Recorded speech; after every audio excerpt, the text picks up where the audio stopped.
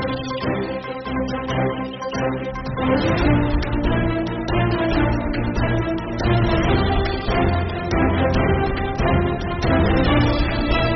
तरह की बातें राजस्थान के अंदर हो रही हैं।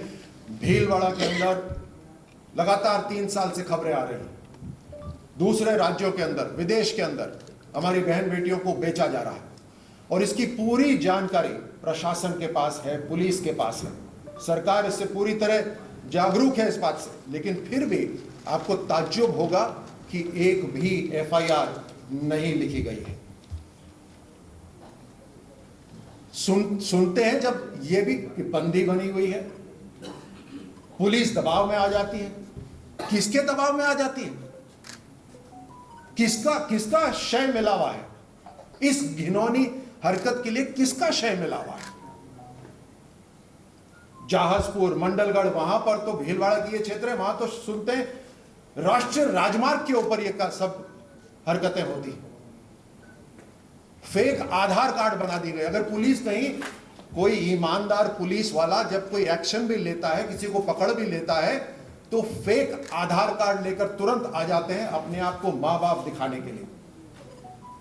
समाज के डर से वहां पर लोग चुप बैठे हुए। लेकिन प्रशासन क्यों चुप है? ये राजनीतिक नेता जो जिस सरकार चला रहे हैं, ये क्यों चुप है वहां पर? ये क्यों नहीं उसके ऊपर एक्शन लेते? गोदनामा हो जाता है, स्टैंप पेपर हो जाता है कि गोद दे दिया। ये किस तरह का गोदनामा हो रहा है? ये गैर कानूनी है पूरी तरह। इसके ऊपर पॉस्को एक्ट क्यों नहीं लग रहा? 8 साल से 18 साल की बेटियों को वहां पर बेचा जा रहा है। किसी ने अगर उधार ले लिया गलती से, उसके ऊपर जुर्माना लगाया जाता है जब वो पैसा वापस नहीं दे पाता। मतलब गरीबी की ये हद हम राजस्थान में देखने को मिल रही है। और उसके ऊपर एक गैर कानूनी संस्था वहां पर आती है और जुर्माना लगाती है। जुर्माना अगर पे नहीं कर पाया, वो पैसे दे नहीं पाया, तो एजेंट आ जाते हैं और एजेंट आकर ये पूरा का पूरा गोदनामा वहां पे स्टैंप पेपर पे करवाते हैं और लड़कियों को बेच दिया जाता है। आपको ताज्जुब होगा और हम सबको, एक साधारण इंसान को इस बात से शर्म आएगी कि छोटी लड़कियां जो 8 साल की है, जो उनको बेचा जाता है, 10 साल की लड़कियों को बेचा जाता है, तो उन्हें हार्मोन्स के इंजेक्शन लगाए जाते हैं ताकि वो जल्दी से बड़ी हो जाए। मतलब जानवर है क्या? यहां पर जानवर की तरह पेश हो रहे हैं और सरकार चुप बैठी है। ऐसा नहीं कि उन्हें पता नहीं।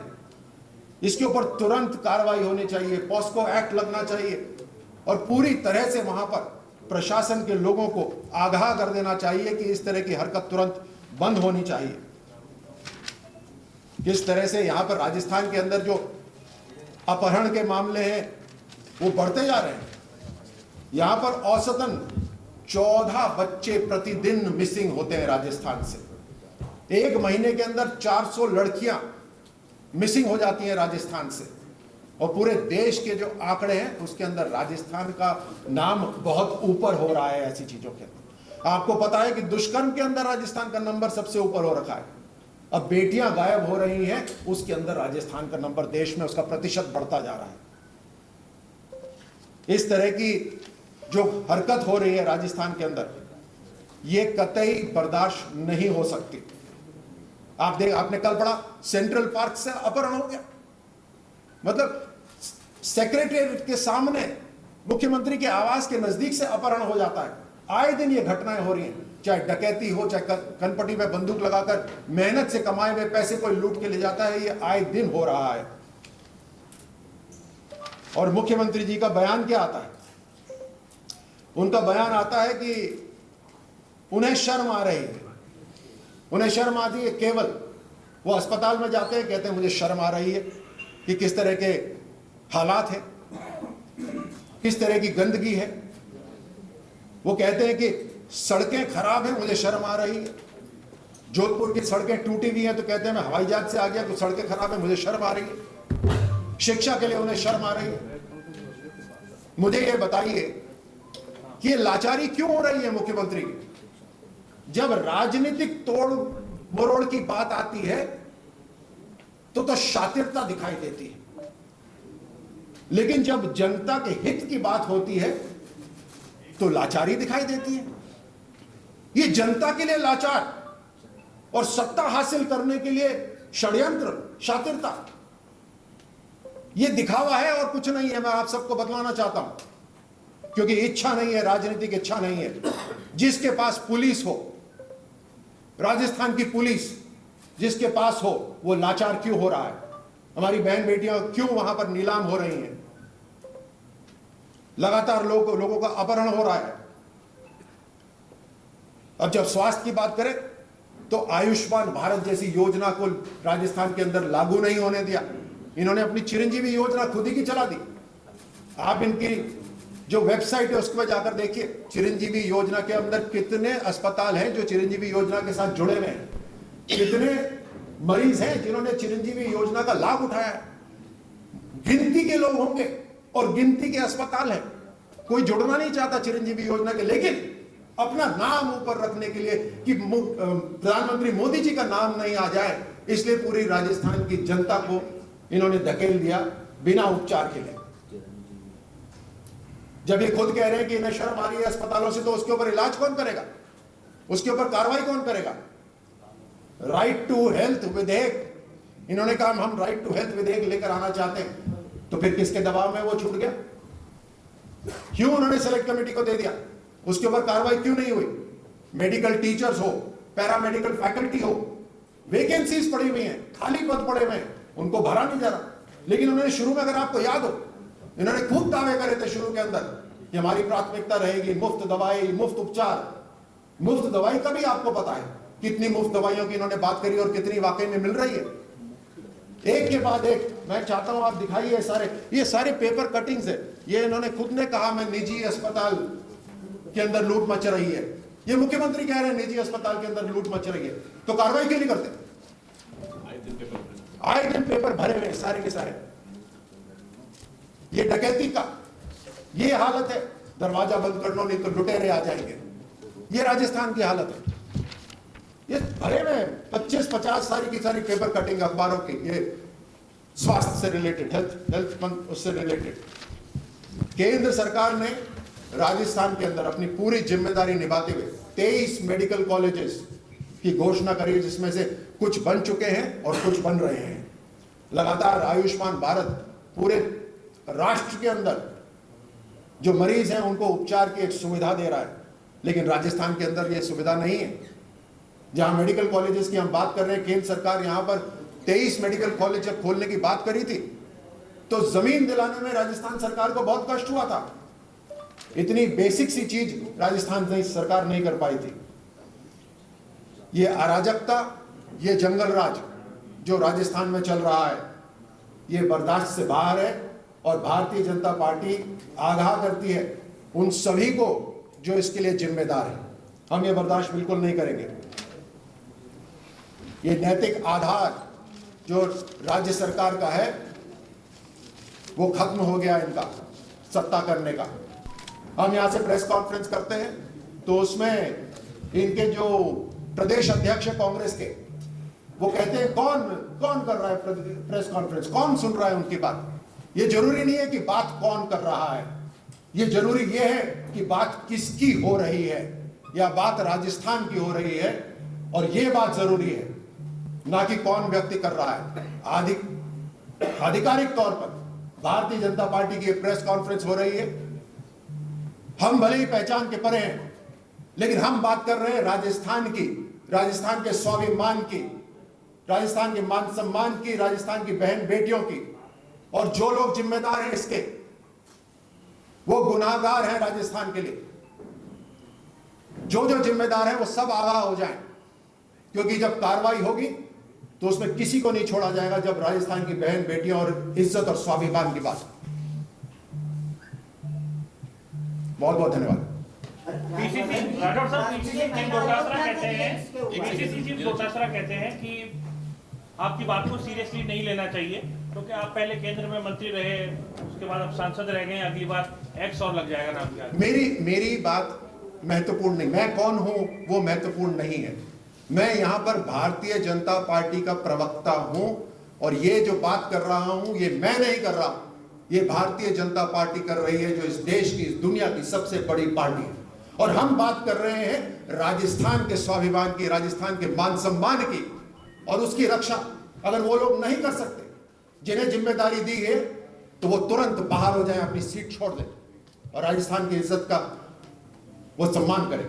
सर, इस बड़े मुद्दे के ऊपर भाजपा का कैसा महत्वपूर्ण बात कही आपने, कहा इस पूरे मसले में एक भी एफआईआर नहीं है, and that actually is really important that government has not, there no actually there is no police report, कोई एफआईआर ही नहीं है। तो आपको क्या लगता है कि इसमें किस तरह से कार्रवाई होनी चाहिए और आप लोग क्या इसमें इन्वेस्टिगेशन करेंगे? सरकार के लिए कितना आसान काम है कह देना कि कोई एफआईआर नहीं है। सरकार के लिए कितना आसान है कह देना कोई एफआईआर नहीं है। क्या सरकार ये बात नहीं जानती कि वहां डर से, भय से एफआईआर नहीं हो रही है? तो सरकार इसके अंदर क्या काम करेगी? क्या सामाजिक तौर पे, राजनीतिक तौर पे कानूनी कार्रवाई नहीं होनी चाहिए? सरकार तो आंख बंद करके बैठी हुई है। उनके लिए तो मसला बड़ा आसान हो गया, हल हो गया जी, एफआईआर नहीं है। अरे आप अंधे हैं क्या? आप देखते नहीं है क्या? आपको पता नहीं वहां पे जनता किस तरह से पिस रही है? 8 साल की मासूम लड़कियों को हार्मोन के इंजेक्शन लग रहे हैं। जरा एक बार सोच के देखिए, शर्म आनी चाहिए राजस्थान सरकार। तो सर, इसमें भाजपा क्या स्टैंड लेती है? सर, क्या आप इस मुद्दे को लोकसभा में उठाने वाले हैं? इस मुद्दे को हर तरफ उठाया जा रहा है। ये लगातार 3 साल से खबरें आ रही हैं। इसके ऊपर राज्य सरकार ने इतने लंबे समय से कोई कार्रवाई नहीं करी। ये तो हम बड़ा काम कर ही रहे हैं, जो इतने महानुभाव हमारे सामने बैठे हैं। आप सबकी कलम की ताकत है। आपको हम संबोधित कर रहे हैं, आपके इलेक्ट्रॉनिक मीडिया, डिजिटल मीडिया को हम संबोधित कर रहे हैं। आपके माध्यम से बात बड़ी होनी चाहिए। और जैसे मैंने आपसे पहले कहा था, मुझे बात कही गई कि आप दिल्ली में प्रेस कॉन्फ्रेंस करिए। मैं आज यहां उपस्थित हूं, तो मेरा आपसे आग्रह यही है कि यह कॉन्फ्रेंस किसी राष्ट्रीय कॉन्फ्रेंस से कम नहीं होनी चाहिए। राठौड़ साहब, एक बड़ी दिक्कत ये आती है जो सेक्स ट्रैफिकिंग के खासतौर पे मामले हैं कि इसमें इन बच्चियों के परिवार वाले कई बार इन्वॉल्व रहते हैं। किस तरीके से निपटेंगे इनसे, क्योंकि शिकायत करने को कोई सामने आता नहीं है? जी, मैंने आपको जैसे कहा कि इसमें गहराई तक जाने की जरूरत है। वो जो छोटी मासूम बेटी है, लड़की है, वो आप सबकी तरफ देख रही है। वो ये नहीं समझती कि कानून क्या है, वो समझती है कि मेरी रक्षा कौन करेगा। और इसलिए सामाजिक तौर पर ये जो बड़े हो गए हैं, ये जो खोखलापन है, बड़े हो गए हैं, ये अपना अंधा कानून चला रहे हैं। ऐसे कैसे चला सकते हैं अंधा कानून? यह संविधान है या नहीं? तो इसलिए उस बेटी के लिए राज्य सरकार को, चाहे सामाजिक तौर हो, चाहे पॉलिटिकल हो, कानून हो, इन सबको मिला के काम करने की जरूरत है। आप मुझे बताइए, ये मुद्दा बड़ा है या नहीं? और अगर मुद्दा बड़ा है तो इसका समाधान करने की जो जरूरत है वो सरकार के पाले में है। एक मामला 2005 का भी है। एक बच्ची कहती है कि वो थाने में गई, उसका जो है थाने में शिकायत की, लेकिन थाने में शिकायत नहीं ली गई। ये स्टाम्प है मेरे हाथ में, जिसमें 2005 की डेट। उस वक्त तो भाजपा की सरकार थी। तो क्या आपको लगता है कि भाजपा की सरकार भी दोषी है उसमें साथ साथ में? देखिए, मैं आपको स्पष्ट रूप से बता रहा हूं, जो ये बात हो रही है, ये पूरी तरह से जनता के हित की बात हो रही है। और जहां पर भी गलती हुई हो, उस गलती को ठीक करना बिल्कुल जरूरी है, आज की जरूरत है। इसमें इफ एंड बट बिल्कुल भी नहीं है। और कतई ये बात आप अपने मन से निकाल दीजिएगा। जो जिम्मेदार है उसको पहले तो पूरी जिम्मेदारी निभानी है, और सामाजिक राजनीतिक रूप से चाहे नया कानून लाना पड़े, यह समस्या हल होनी जरूरी। राज्यवर्धन सिंह जी, मेरा ये सवाल था कि इस 4 साल में 40 ऐसे मुद्दे आए इस कांग्रेस सरकार के विरुद्ध जिसमें ये सरकार गिर सकती थी, कई मंत्रियों का इस्तीफे होते, लेकिन आप लोगों की फूट के कारण तो ऐसा नहीं हो रहा है, क्योंकि सार्वजनिक रूप से अभी शांति धारीवाल जी ने कहा एक कार्यक्रम में आपके विधायक अशोक लावली के लिए कि आपको हमारे आदमियों अंदर आपको डेपुटेशन भेजा हुआ है। तो ये आपकी जो फूट है इसलिए कुछ नहीं कर पा रहे हो इस 4 साल में? आपने तो जो गहलोत साहब के जो जादू है वो तो सारा खींच लिया उनसे, हमारे ऊपर ये सारी जिम्मेदारी डालकर। मैंने अभी थोड़ी देर पहले कहा कि ये जब तोड़फोड़, राजनीतिक तोड़फोड़ की बात आती है तो बहुत शातिरता दिखाते हैं। इनकी सरकार टूट ही नहीं रही, ये खुद मजबूत होते जा रहे हैं। कांग्रेस कमजोर होती जा रही है, ये खुद मजबूत होते जा रहे हैं। लेकिन राजस्थान का क्या हो रहा है, हमें बिल्कुल मतलब नहीं है कि कांग्रेस का क्या हो रहा है, या गहलोत साहब का क्या हो रहा है, या किसी और व्यक्ति का क्या हो रहा है। हमें चिंता राजस्थान की है। अब ये तोड़ फोड़ करके, शातिरता दिखाकर सरकार तो बचा लेते हैं, लेकिन जब जनता को बचाने की जरूरत होती है तो लाचार हो जाते हैं। लाचार मुख्यमंत्री या लाचार सरकार राजस्थान को नहीं चाहिए। राजस्थान एक मजबूत प्रदेश है, यहाँ के लोग मजबूत हैं, हमें कोई लाचार सरकार नहीं चाहिए। राजवर्धन जी, राष्ट्रीय महिला आयोग और राष्ट्रीय मानवाधिकार का क्या ये नैतिकता का नहीं बनता इस मुद्दे को उठाना? जी कर रहे हैं, उस पर कार्रवाई कर रहे हैं। सर, सरकार 50 करोड़ रुपए मदरसों पे खर्च करने पर लगा रही है और कचरों की ढेर में संस्कृत स्कूल चले हैं जयपुर राजधानी में। इस विषय से हटकर ये विषय है, लेकिन हाँ हमारी जानकारी में है कि बड़ा उदार दिल होकर एक तबके के लिए कुछ खास काम हो रहा है, लेकिन वो तबका भी जिसके लिए काम कर रहे हैं, वहां की महिलाएं भी, वहां की बच्चियां भी ये जानते हैं कि जब ट्रिपल तलाक के जो एक अभिशाप था वो जब हटाया गया तो उनके जीवन के अंदर भी एक राहत आई। जब ऐसे घरों के लिए भी जब प्रधानमंत्री आवास बनते हैं, जब उनके घर पे मुफ्त राशन पिछले 2 साल से पहुंचता है, कोरोना में जब उनका व्यवसाय खत्म हो जाता है तो मुफ्त राशन जब पहुंचता है, या पीने का पानी जब वहां पहुंचने लगता है तो उन्हें राहत महसूस होती है, उन्हें ये एहसास होता है कि प्रधानमंत्री मोदी जी का काम समाज या धर्म से परे है और सबका साथ और सबका विकास के लिए वो संकल्पबद्ध है। और जब मैंने पीने के पानी की बात करी तो आपको मुझे याद आता है कि गुजरात 100% वहां जेजेएम घर पे पीने का पानी पहुंच गया, तो राजस्थान ने क्या गुनाह करा था कि यहां पर मात्र 30% ही अभी तक पहुंचा। किसकी कमी है ये? किसने लापरवाही करी? और क्यों अपनी कुर्सी बचाने के लिए राजस्थान की जनता जो प्यासी मर रही है उनका ध्यान नहीं रखा गया? तो चाहे लॉ एंड ऑर्डर हो, कानून व्यवस्था हो, चाहे स्वास्थ्य हो, चाहे पीने का पानी हो, आप एक एक योजना उठा के देख लीजिए और उसके अंदर ये सारे के सारे राज्य सरकार के जितने भी मंत्री हैं, राज्य सरकार पूरी की पूरी कटघरे में खड़ी मिलेगी। लेकिन ये अहंकार इनका बहुत है, उस अहंकार का जवाब भी जल्द इनको मिलेगा। सर, 1 तारीख को प्रधानमंत्री जी आ रहे हैं मानगढ़ धाम पर और राष्ट्रीय स्मारक घोषित करने की एक लंबी मांग है। सरकार ने भी पत्र लिखा है, बीजेपी ने भी मांग रखी, क्या ये मांग पूरी होगी?